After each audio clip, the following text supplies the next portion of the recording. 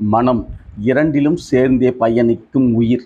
உயிர் இருக்கும் வரை மனிதர்கள் புலன்கள் வழி அறிந்ததும் துறந்ததும் அறிவின் புலன்களுக்கு அப்பாற்பட்டது.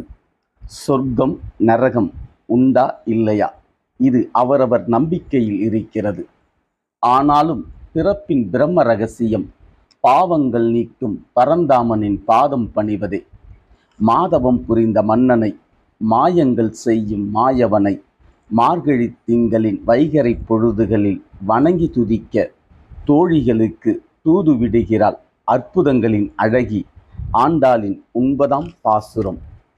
தூமணி மாடத்து சுற்றும் விளக்கெரிய தூபம் கமழ துயிலணை மேல் கண் வளரும் மாமன் மகளே, மணிக்கதபம் தாழ்த்திரவாய், மாமி அவளை எழுப்பீரோ, உன் மகள்தான் ஊமையோ அன்றி செவிடோ அனந்தலோ, ஏமப் பெருந்துயல் மந்திரப்பட்டாலோ, மாமயன் மாதவன் வைகுந்தன் என்றென்று நாமம் பலவும் நவின்றலோ எம்பாவாய்.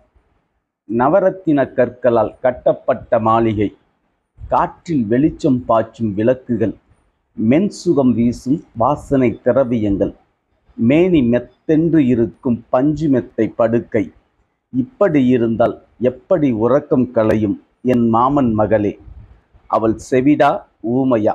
இத்துணை கணம் சப்தமாய் எழுப்பியும் துயில் எழ மறுக்கிறாயே.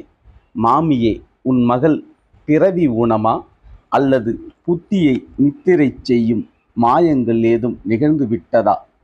தோழியே, துயிலெழு. மாதவம் புரிந்த மாதவன், மாயங்கள் செய்யும் மாயவன், வைகுண்ட அதிபதி, வற்றாத செல்வன் நாராயணின் நாமம் சொல்லி வணங்குவோம் வா.